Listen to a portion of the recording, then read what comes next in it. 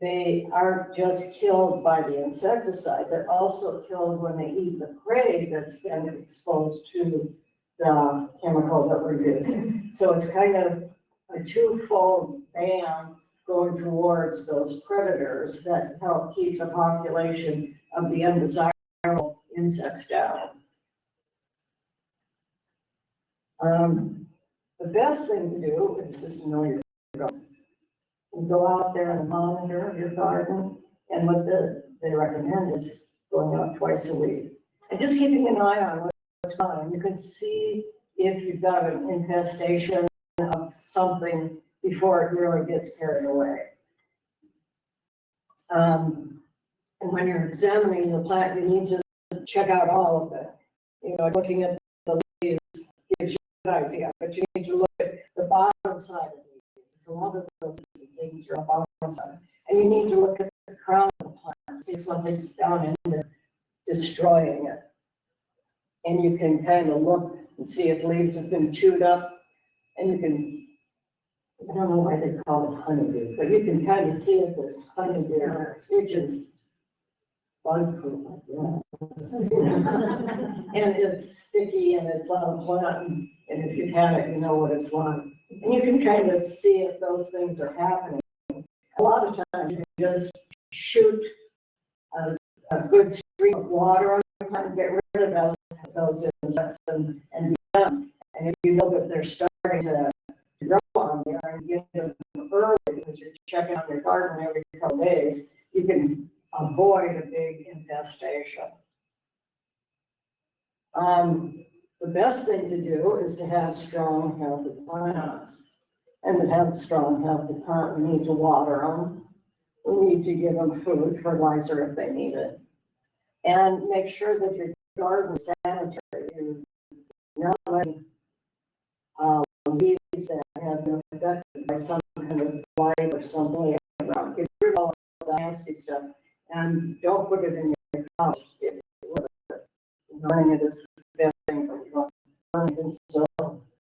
Get rid of it the best you can. And another way to avoid a lot of insects is in timing your plants.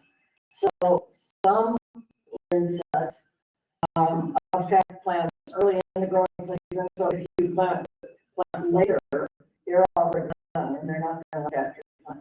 And some of the other if you plant them early and get growing before the insects come, yeah, it is a good thing. So you cannot see what the timing is of different insects in the community. And a lot of times, the best source of that is keeping a journal yourself and kind of writing down, okay, last take this going in my garden. And then after you can go back and see what was going on and have an idea of what's happening or what might be happening in the garden. Yeah, and barriers like covers and things like that. And a strong stream of water has a lot of good in your garden. That's pretty easy to avoid. So luring beneficial insects into your yard. What we're looking at is native plants or native insects. So to get the native insects in our yard, we need to have the food that they eat, which is usually native plants. And you just happen to have a whole lot of native plant seeds here available to plant. And at the garden tour, we're also going to have quite a few plants to sell in the market this week. Yeah. Oh, yeah, the Saturday at the market. So coral, our first presentation this year, is open to native plants. So those native plants in our yard will help with the insects because the good insects can come if there's food for them to eat. And so you need to make sure that you've got rotation going all the time too. So you want early flowering plants and you want mid-season flowering plants and you want later flower plants. So that there's something all year long going on in your garden for the pollinators to come in, for the nectar to be consumed and the energy of them to these insects that we need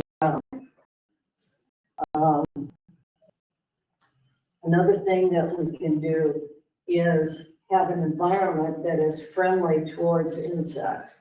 And they usually need a water source. And any kind of water source works. And something just as simple as this, just a dish with some rocks in it with some water, so that the butterflies and good insects can get in there and get some water. So you don't want a deep container like my pond, which will get some bugs, but you want something shallow where the bugs can actually the rock and get into the water. So that's a real easy kind of do in your garden. It's just remembering to keep the water clean and keep the water available for the insects. But just a dish with rocks is all you need. A home for them. And I know that some of you have been to all of our sessions, and back pre-COVID, everything happened pre-COVID. We made mason bee hives, and they were fun to make, and they're real easy to put together at home and stick out in your yard. Mason bees are a native bee that comes, it's one of the first bees that comes in the early spring. It's out as soon as the first flowers are available, and it's really important. They're real critical to food production. So just when we made them here in seed libraries with a pencil, and we wrapped paper around the pencil and filled a small soup can, a mid-sized soup can, or a small coffee can with those, and early for insects. You can have all kinds of habitats. This one's a fancy one. There's all different kinds of medium in there, but they have something somewhere in your yard so that if you got a big old insect, they can make a home there, make a nest, and raise some more to keep your population going. Excuse me. Does it matter where they're placed? Does it matter where they're placed? You know, there's different insects and different things. So I'm no, the mason bee houses, the only thing that was important about them is that you won't have a fertile or blowing yourself for reasons.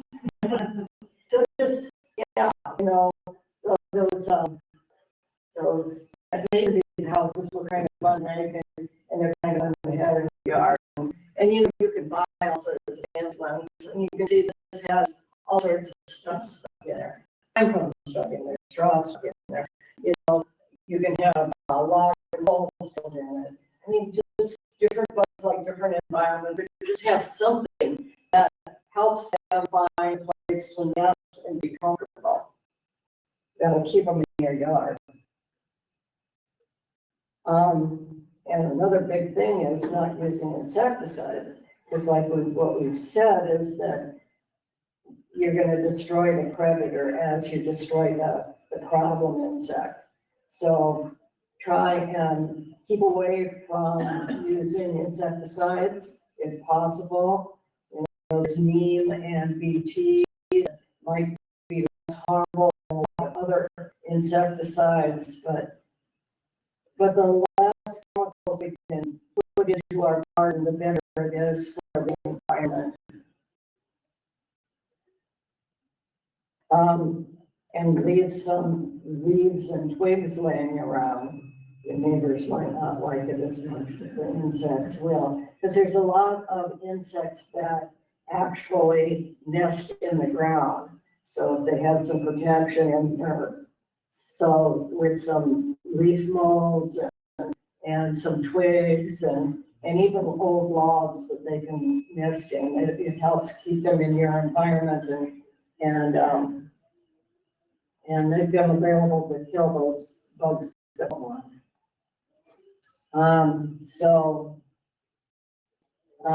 Provide a food source for larvae. Good stages of insects. So we know it as the monarch butterfly comes through, and we know that they like that. We know that they like dill, they like all those kind of furry things like that, and have some sacrificial plants there that are gonna feed your good insects and keep them happy. So sometimes we just need to have plants that can sacrifice. And light pollution can be a real problem for insects too. And, you know, there's a lot of lights in the city, and a lot of people use outdoor lights, and string lights are real popular right now. But some of those lights that are on late into the evening confuse insects, and they don't know whether they should be resting, whether they should or drinking and stuff like that. So just be aware that light can affect the movement of the insects. And the old yellow lights that used to have on porches do have a benefit, and no light even has better benefits. So it's kind of a little key there. You know, I don't know. I haven't seen yellow light bulbs around, but my house has them that are probably 30 years old.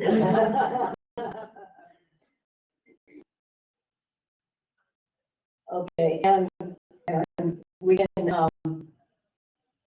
use things that catch bugs. And this paper is one that seems to be real popular right now. And the fly paper that flies into these are just little squares, and they grow fancy ones that are like flowers. But what it's really good about it, let the insects stick to it. But you can identify what kind of insects are there too, what kind of insects are in your yard. It's like all accident right now.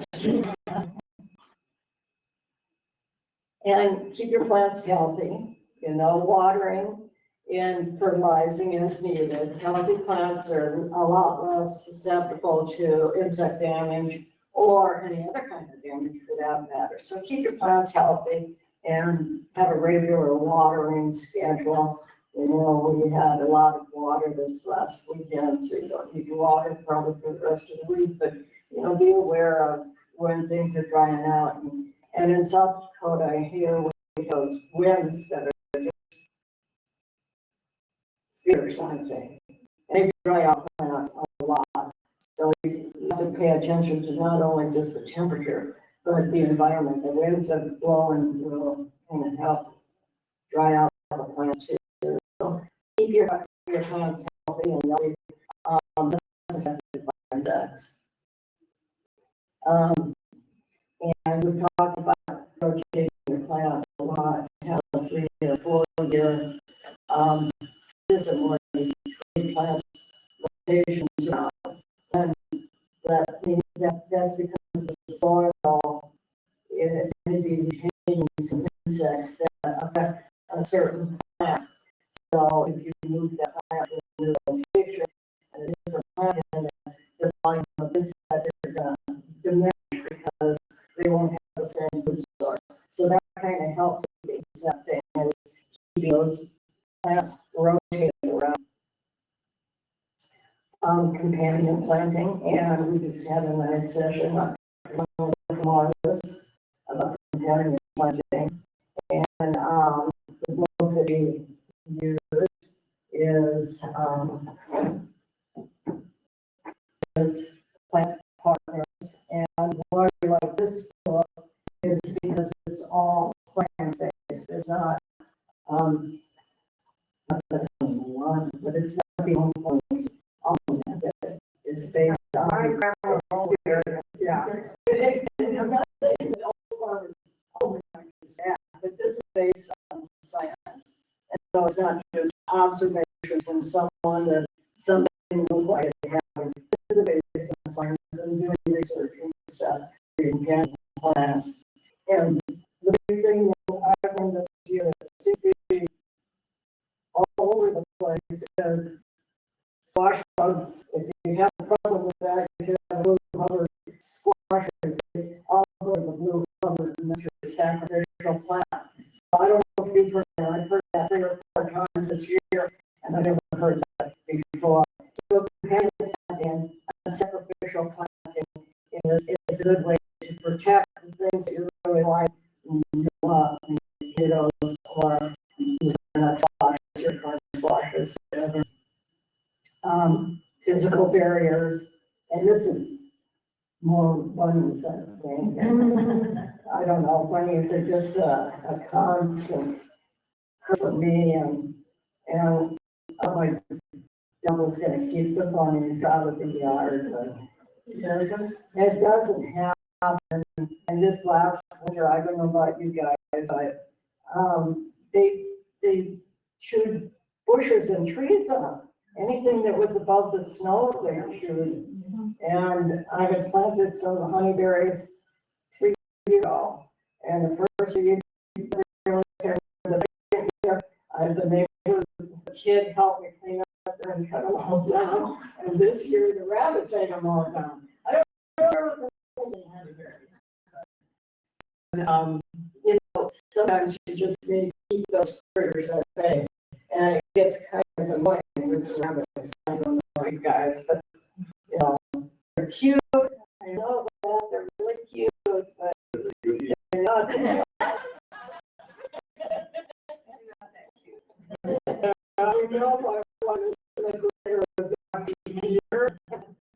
What's been really successful for us for bunnies is the live traps. We've got a couple live traps and it's really cleared out our yard. We haven't done anything for a long time and I'm glad. Well, Can help.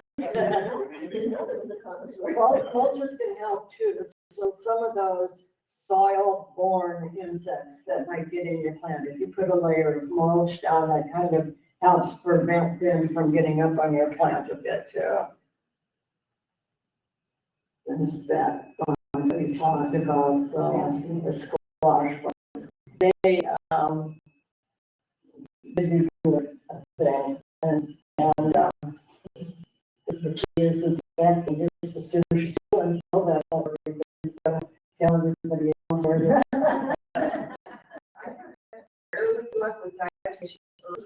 But you have a strip around the plant. And keep doing it. Before you see it. Before you see it. Yeah, it's a soft body. Yeah, It was like a powder, but it's actually scratchy to it. yeah. Okay, and one thing that I did, my program is short here. One thing that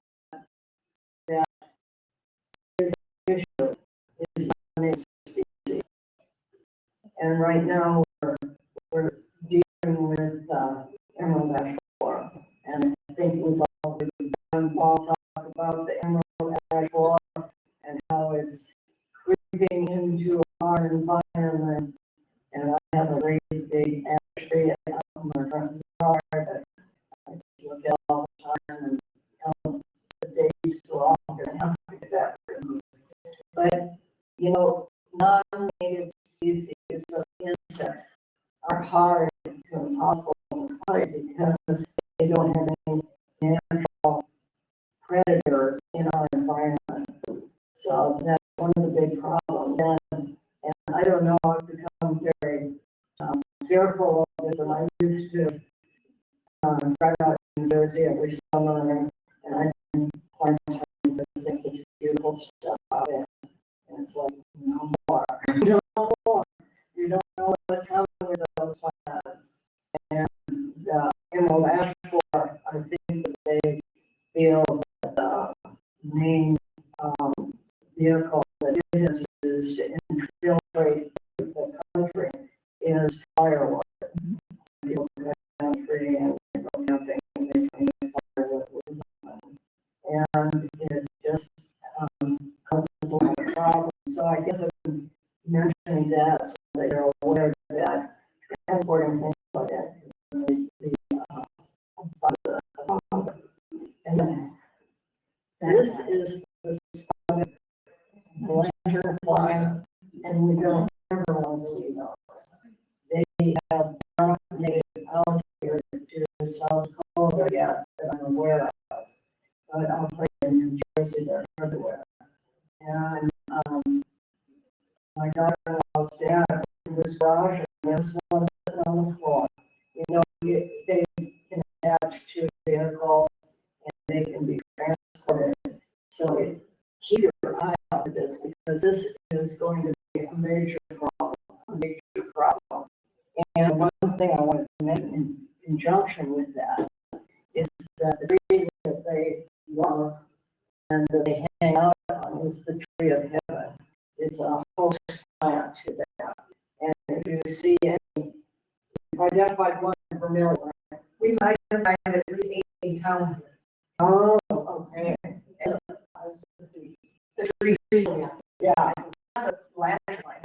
no, that tree of heaven. If we get rid of all those trees of heaven in our environment, it will really cut down on spotted lantern fly because that is what they eat. That's their primary source. So if there's nothing here for them, they will just die off and they won't go in there. So if you ever see any trees of heaven, knock on the door and say, "Cut that down right away." We don't want that in our environment because it's going to bring these nasty bugs that are going to destroy everything. They all like all trees and bushes. They eat. The fruit trees are fruit trees, fruit, they eat all your stuff. Very bad. So, inspect our gardens regularly so that we know what's going on and keep our plants well healthy. Keep the rotation stable going. Create a balanced environment so there's kind of, at least so many around so there's spaces for animals or insects making nests and insecticides sparingly. And this is the book that I got, and Marvelous recommended it as well, and it's a really good book. I like it a lot, and I didn't realize until I was in my sources stuff that the same rule for both of these. So I guess we're big fans of it. But these are both really good books. Like I said earlier, they're science-based. They're not just observation-based science. And she has sections in here that talk about bugs and exactly what see those bugs. And, it's such a wide open thing about insects. There's so many of them, and so many of them are affected differently by the environment and different things. But that's kind of what I'm about today. And in addition to that, I use Nebraska Extension. They have an integrated pest management brochure that I looked at. And Oklahoma and Penn State, all of those are land grant universities that have extension offices. And when you're looking at stuff, university sites are usually the best bet of being accurate information because again, it's all science. It's been proven scientifically to be the case. Science says no is a moving target, and they used to say bees from plant to plant and pollinated as they move from plant to plant, and now we know that they create the pollen in the hives because there's always new information coming in. And just because you've done it one year forever doesn't mean it's the best way to do it. That's kind of what I have. Any questions or any discussion on how you have handled pests in your garden? It's an ongoing issue always. And bunnies, I guess. We have to share with other creatures in our environment, but sometimes they want the best. They won't take up what we're offering them. But keep your plants healthy and be real conservative in using insecticides. And that's a whole new thing. You got a presentation on the safety equipment. And plan for that. Last year. Yeah. But it feels just to squish those bugs between my fingers. You know, the potato bugs, oh, they squish really well. You know, well, the other thing for those who don't want to squish between their fingers is a container of soapy water and flick it into and let them drown, you know, that feels good too. But you make sure they're good and drowned before you dump it out, because sometimes they just like they're drowned and then they away. Make sure they're good drowned. When you're murdering them, make sure that That's why if you squish them, I Maryland, where there's a lot of Japanese beetles, and they really squish good. You don't have to worry about pesticide. this is not pests or whatever, let me keep white away from tomatoes. Oh, what? What? What? From what? From tomato plants. Our plants always get the blight on their leaves all. One thing is just good air circulation. Don't plant them too close together. Make sure you've got good air circulation, but other than that. Use the mulch under the tree doesn't spread. Well, that's true too. Some years I go to, greenhouse and dogs and stuff last year, they still had. Rotation. So you're right, I didn't think it was fun. I always plant my different spots. You know, like it all. And there's three kinds of ones. Yeah, it's, you know, nothing's easy. Early March, late June. Spotted. Yeah, the first was, yeah. So next month. Oh, it's me. It's a morning. And she's gonna be doing our water conservation and water barrels and all sorts of things. And we need to remember that there is no afternoon. What time in the morning? 10 o'clock in the morning. 10 in the morning or the regular evening one. But And no when is afternoon. July? July what day? Yeah. So remember, yeah, don't come at 2, come at 10. July 11th. You can come at 2, there's gonna be a clown performance. He won't tell you anything about water Yeah. conservation. It's not gonna be me this time. But, yeah, there's gonna be, entertainment, for the kids in the afternoon. This was the only time that they could get this person, so. And, yeah, if you wanna buy some good books, these seem to be really good because of the science days. And I think that they are here at the library. If they're not now, they were on our list that we, gave the library, and we wanted to buy books, so. I don't think if they were on our paper list or if they were on our electronic list. That was too long ago. I haven't checked, Since then. I haven't checked Libby to see if they're online, but, I'm a big Libby user. I don't know if you guys know, but, I think I'm there and, yeah, books that don't have to come down here to the library. The Harper, yeah, that's on a lot of the companion animals stuff. And, yeah, so this Jessica, is a new author. And, even though it's the same person, but we do like her stuff. It's, very easy to understand and, like I said, it's all science, so not just in the whole body or just work on me one time, so. It's a very big that you see this novel I can hear. So, yeah. So, tomato plant, apple plant, free, and I also brought in a little pamphlet booklet for anybody interested in flower drying. Feel free to take it or pass it around. Pass it to the person.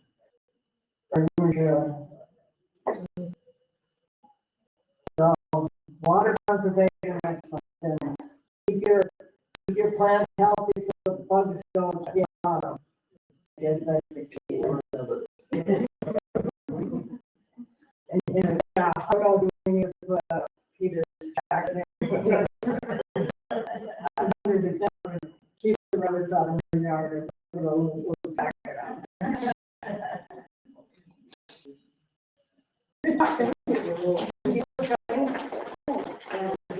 Hopefully we'll see everyone that's needed seeds that in between time right now. Next month, we can probably start thinking about doing a second planting of radishes and things. Aren't those awful early this year? I mean, I'm thinking mulberry already. And usually you don't do that till the end. Because of the hot weather. It's just like everything. Next month. Everything roots up. Oh, yeah.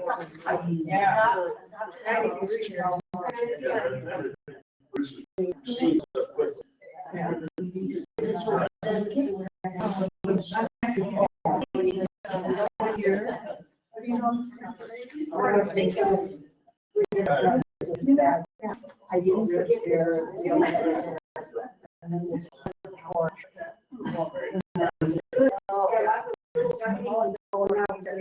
Well, that's one of your actually takes. I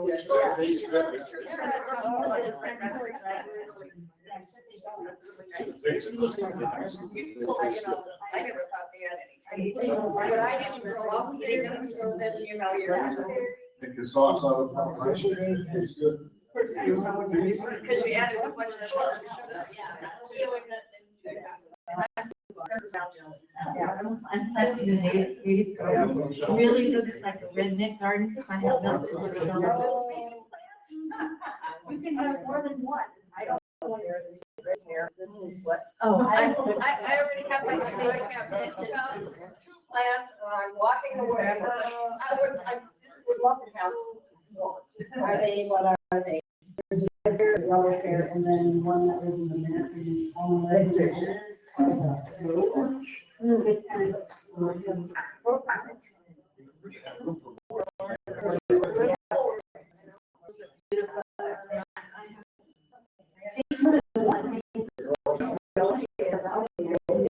This is my hair, and this is your hair. Oh my God, those are so good. My grandma always got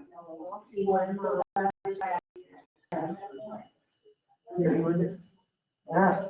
Good color.